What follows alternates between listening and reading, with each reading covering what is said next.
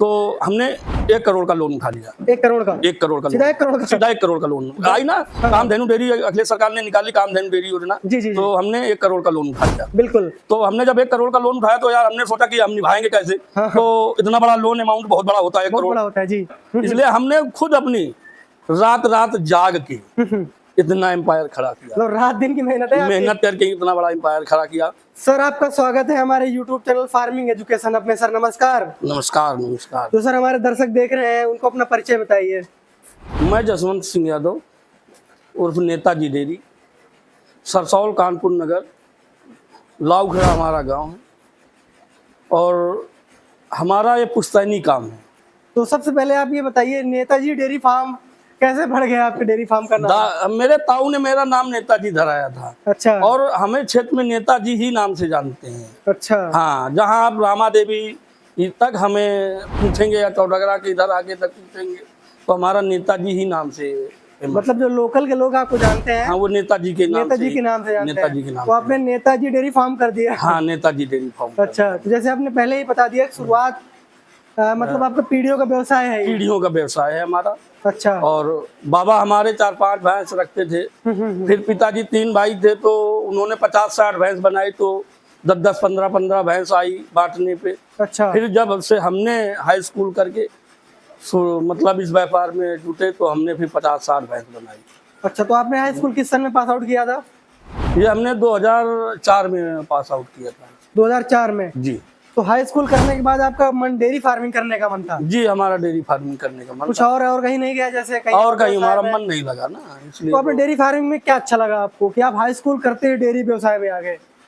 ये ऐसा एक होता है ना, जिसके घर में कुछ ऐसा काम होता है ना तो उसका मन वहीं पे लगता है जाके। जैसे हमारे पिताजी करते थे तो हमारा शुरू से ही मन लगा कि यार पिताजी का हाथ बटाएं और पिताजी के साथ साथ चले अपना। अच्छा। हाँ, तो मतलब रुझान बढ़ गया? रुझान बढ़ गया मेरा। जैसे आप घर पे देख रहे हैं जी, भैंस जी, पालन हो रहा है, जी जी। जब घर पे ही व्यवसाय है तो कहाँ का जाना? हाँ, तो कहाँ जाना पड़े। हालांकि हमने जेसीबी का भी काम किया। हमारे बड़े भाई साहब जो हमने जेसीबी का काम उनको करवाया, वो उन्होंने फ्लॉप कर दिया काम। अच्छा, जेसीबी का नया काम शुरू किया? हाँ, काम शुरू। मैंने 3 जेसीबी बनाई। अच्छा। पर भाई साहब ने उसको फ्लॉप कर दिया तो उनको मैंने एक्साइड कर दिया। फिर हमने अपने कंधों पे पूरा व्यवसाय अपने कंधों पे। अच्छा, तो धीरे धीरे समझेंगे नेताजी डेयरी फार्म का काम कैसे कैसे चल रहा है। हाँ। जब आप अपने डेयरी में आए तब आपके पास कितने एनिमल थे? जब हम आए तो बस वही 10-11 एनिमल। 10-11 एनिमल? बस 10-11। जो आपने बढ़ाया जी। कैसे बढ़ाया? मतलब आपने मेहनत किया, पशु से पशु तैयार किया या कहीं कुछ? मेहनत किया और पशु से पशु तो कम तैयार हुए। मेहनत करके पैसा इकट्ठा किया, फिर लाए। फिर जब ये 2013 पे 12 पे अखिलेश सरकार बनी तो हमने 1 करोड़ का लोन उठा लिया। 1 करोड़ का? 1 करोड़ का सीधा 1 करोड़ का? सीधा 1 करोड़ का लोन आई ना। कामधेनु डेयरी अखिलेश सरकार ने निकाली, कामधेनु डेयरी योजना। जी, जी, जी। तो हमने 1 करोड़ का लोन उठा लिया। बिल्कुल। तो हमने जब 1 करोड़ का लोन उठाया तो यार हमने सोचा कि हम निभाएंगे कैसे। हाँ। तो इतना बड़ा लोन अमाउंट बहुत बड़ा होता है, 1 बहुत करोड़। बड़ा होता है जी। तो हमने अपने ताऊ को एडजस्ट कर लिया। मतलब पार्टनरशिप ताऊ को कर लिया। हमने सोचा ताऊ आधा पैसा ताऊ ले लेंगे, आधा हम ले लेंगे। हाँ, हाँ। तो अपना दोनों लोग बांट लिए पैसा। फिर ताऊ को हमने इतनी भैंसे करवा दी और हमने भी कर लिया। तब से हमारा व्यापार मतलब लोन एक लिया। हाँ, पार्टनरशिप में कर लिया? पार्टनरशिप में लोन मैंने अपने पिताजी के नाम से लिया, हीरालाल के ही नाम से लिया। हीरालाल के ही नाम से फाइल बनी थी। अच्छा, पिताजी के नाम से लोन कराया जी। और आप पार्टनरशिप में काम शुरू कर दिए? पार्टनरशिप में काम शुरू कर। अच्छा, तो ये लोन आराम से हो गया था कि कुछ मेहनत करनी पड़ी थी? नहीं, मेहनत तो भाई करनी पड़ेगी। मेहनत करके ही हमने उनको समय पे ही पैसा अदायगी किए। 2022 पे हमने सारा पैसा, 2015 में हमें पैसा मिला और 2022 पे हमने सारा पैसा अदायगी कर दिया। मतलब मुझे लगता है जो कामधेनु डेयरी है जी, मतलब पूरे उत्तर प्रदेश में अखिलेश यादव जी की जी जी जी योजना थी।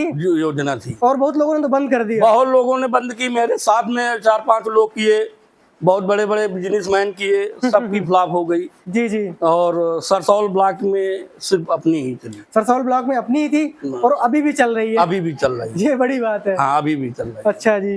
तो जैसे बीजेपी गवर्नमेंट आई, हमने देखा कि कोई पशुपालकों के लिए कोई ध्यान नहीं दिया गया। 1 रुपया ध्यान नहीं दिया गया। इस गवर्नमेंट में तो पशुपालकों के लिए 1 रुपए का ध्यान नहीं। बिल्कुल, पशुपालक छोड़िए, यहाँ की जो एग्रीकल्चर लैंड पे खेती करते हैं, उनके भी उनके लिए भी 1 रुपए का लोन नहीं मुहैया नहीं कराया गया। लेकिन एक ऐसे ही सपा गवर्नमेंट थी जो किसान साथियों के लिए किसान साथियों के लिए उसने बहुत कुछ किया और मतलब एक बार में लोन दिया जी कि आप पैसा लो, आप मेहनत करो और बगैर इंटरेस्ट का उसने पैसा, इंटरेस्ट ने गवर्नमेंट ने भरा। हाँ, मेरा जो इंटरेस्ट था 32 लाख रुपए जी उसने गवर्नमेंट ने भरा। मेरा 32 लाख रुपए जो ब्याज था गवर्नमेंट ने दिया। हाँ, ब्याज गवर्नमेंट ने भरा। अच्छा, जो आपने लोन लिया था जी तो आपको 1 करोड़ पूरा पेमेंट करना पड़ा? नहीं, हमको पेमेंट करना पड़ा 96 लाख रुपए। 96 लाख रुपए 96 लाख रुपए 4 लाख रुपए का डिस्काउंट मिला। 4 लाख का वो डिस्काउंट मिला और 32 लाख रुपए समथिंग हमको लगता है जो इसका ब्याज बनता था वो उसने गवर्नमेंट ने हमारा। मतलब कितनी बड़ी बात है। हाँ मतलब एक ये है कि छोटे किसान को बड़ा किसान बनाना, हाँ, और ऐसे काम में कि जो कि कोई करता नहीं है जी।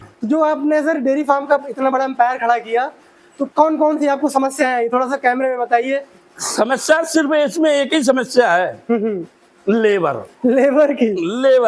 अच्छा, जो समस्या खड़ी होगी लेबर की, क्योंकि हम तो दूध निकालना और बेचना अच्छी तरीके जानते हैं। सही बात है। हाँ, निकालना और बेचना, हाँ खून में है, हाँ वो खून पे है।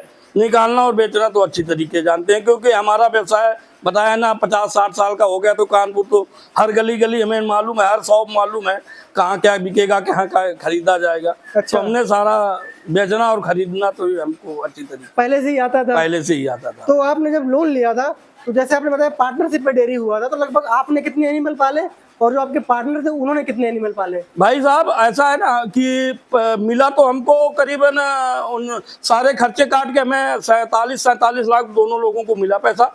उसमें हम 40 एनिमल्स लाए। 40 एनिमल? हाँ, 40 एनिमल्स लाए। मतलब 80 एनिमल हो गया। हाँ, 80 एनिमल्स हो गए।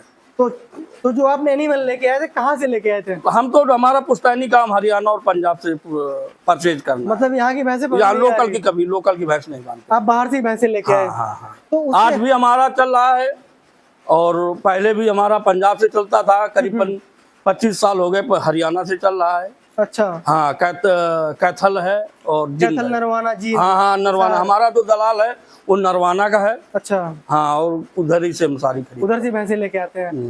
तो जो आप इस फील्ड में आए, आपके पास एनिमल हो गए ज्यादा, तो आपने मैनेजमेंट कैसे किया, कैसे संभाला इतने पशुओं को? क्योंकि देखते तो थे बट आप फील्ड में आ गए थे। फील्ड में बात ये है ना कि अब जब इतना एनिमल्स हो जाएगा तो अब किसी के सहारे तो करना नामुमकिन है। मतलब हम रात बिरात तो कोई ना कोई धोखा दे सकता है, इसलिए हमने खुद अपनी रात जाग के इतना एम्पायर खड़ा किया। मतलब रात दिन की मेहनत है, मेहनत करके इतना बड़ा एम्पायर खड़ा किया। अच्छा। हम सोते बहुत कम थे और पिताजी भी मेरे बहुत कम सोते थे। हाँ, अगर कोई समस्या आई तो खुद सॉल्व करते थे उसको। खुद सॉल्व किया, मतलब खुद जमीन पे आके पशुओं की समस्याओं को देख करके खुद हैंडल किया? हाँ, खुद हैंडल किया। अच्छा जी। तो इस समय प्रेजेंट टाइम में कितने एनिमल हैं आपके पास? इस समय 52 एनिमल्स तो दूध देने वाले हैं। अच्छा।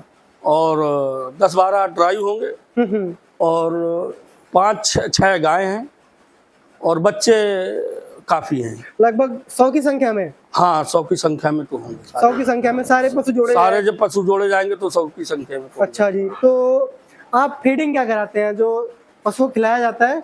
ये फीडिंग हम बहुत नेचुरल और बहुत शुद्ध खिलाते हैं। हम देसी सरसों की खल खिलाते हैं, चोकर खिलाते हैं और चना का खंडा खिलाते हैं। चना का खंडा खिलाते हैं? हाँ, चना का ही खंडा खिलाते हैं। जो दुनिया भर की फीड है वो सब दुनिया का भी ये फीड तो हमने दिया नहीं, कपिला वगैरह ये कभी फीड। और अगर बनता है तो हम बिनौला जरूर ठंडियों में मंगवाते हैं। बिनौला हरियाणा वाला? हाँ, 1-2 गाड़ी मंगवाते हैं। कानपुर में मिल जाता है कि वहीं से मंगाना पड़ता है? नहीं, हम कानपुर से तो हमको महंगा पड़ता है, हमारी वहीं से गाड़ी आ जाती है। अच्छा, हरियाणा से भैंसे आएंगे तो हरियाणा से बिनौला भी आएगा? हाँ, बिनौला भी आएगा। अच्छा जी। तो अभी अपने डेयरी फार्म में कितने दूध का उत्पादन हो रहा है इस समय? तो हमको लगता है 450 पौने 500 लीटर, 450 400 से 500 लीटर होता है। हाँ। तो ठंडियों में तो और होता होगा? हाँ, ठंडियों में बढ़ जाएगा, 150 लीटर तो बढ़ जाता है। दूध आप कहाँ बेच रहे हैं? दूध तो कानपुर बेचते हैं, शॉप में। शॉप में? अपनी खुद की शॉप है? नहीं, खुद की शॉप नहीं है हमें। खुद की शॉप असल में हम एक बंदे तो कहाँ तो हम डेयरी भी चलाना है, फिर उसके बाद हाँ, तो इसलिए हमारी जो शॉप है वो बहुत पुरानी शॉप है और पिताजी के नाम से सारा दूध तो वहीं पे, जैसे पी रोड जाता है। अच्छा। 200 लीटर पी रोड चला गया, नौबस्ता जाता है, नौबस्ता 200 लीटर शाम को चला गया। इस तरीके हमारा मतलब नाम पे ही बिक रहा है? नाम पे बिक रहा है। तो क्या रेट लग जाता है आपको जो आप कानपुर में देते हैं? कानपुर जो अच्छी शॉप है उसमें 70 रुपए और जो वैसे है तो 60 रुपए, 62 रुपए, 63 रुपए। आपको इतना पैसे देते हैं? हमको 70 रुपए का मिल जाता है। 70 रुपए का। वो लोग बेचते कितने में? वो तो इस समय उनका रेट होगा 75-76 रुपए होगा। 5 रुपए पर लीटर। हाँ पे उसमें पता है ना, क्वालिटी एंड क्वांटिटी दोनों भी बहुत ही उच्च मतलब उच्च गुणवत्ता की है। हाँ, उच्च गुणवत्ता की। मतलब क्वालिटी भी मिलेगी, क्वांटिटी भी मिलेगी, और पैसा पूरा चाहिए। हाँ, पैसा पूरा चाहिए। हाँ, मतलब सारा कुछ सही मिल रहा है तो फिर चाहिए फिर क्या ऐसे होगा।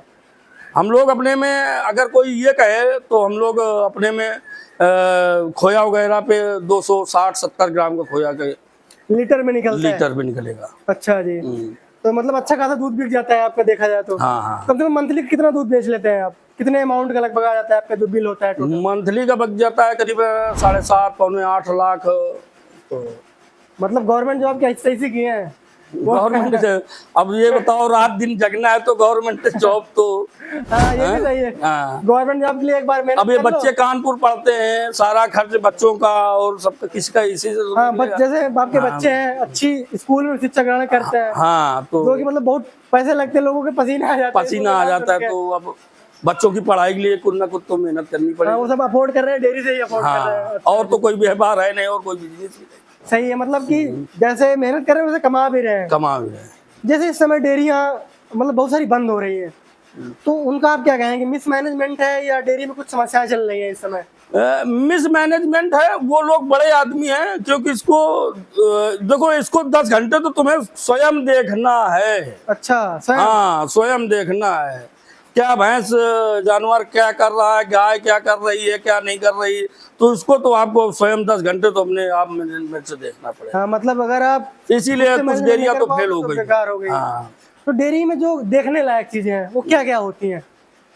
देखने लिए देखो, हर चीज डेयरी में तो सब कुछ आपको जानवर को, अब जैसे चारा गई चारे पे गई नहीं खा रहे तो उसको देखिए, फीवर है क्या है, क्या किस समस्या थी, भैंस खड़ी हो गई नहीं बैठ रही है तो कैसी समस्या है, बुखार है तो उसका बुखार चेक करवाइए, तुरंत इलाज करवाइए। और सबसे बड़ी बात, इसमें नॉलेज भी बहुत होना चाहिए, जानकारी पूरी होनी चाहिए कि ये इसको बुखार है या कैसे क्या हुआ, तो सारा जानकारी होना चाहिए। हम लोगों को जानकारी तो वो सही बात है। मतलब खुद से देखोगे तो आप तुरंत ट्रीटमेंट करवाओगे। हाँ, तुरंत अगर एनिमल्स को तुरंत ट्रीटमेंट मिलता है तो 2-4 घंटे में रिलीफ पे आ जाती है और तुरंत वो वापसी करती है। हाँ, अब लेबर देखेगा तो लेबर खुद थका हुआ है, बताएगा ही नहीं आपको। बताएगा ही नहीं। उसके दिमाग में आया कि अभी भैया से बताएंगे, दूसरा काम आ गया, भैया वो भूल गए, भैया बताने के लिए रह गए। हाँ, फिर भैया कहेंगे जाओ अभी दूध निकाले, उसका ट्रीटमेंट करो। हाँ, तो अलग वजह से बताता नहीं है। हाँ, ये सब चीज इतना तो है तो अपने पास खुद तो समय देना पड़ेगा, डेयरी का समय देना पड़ेगा। हाँ,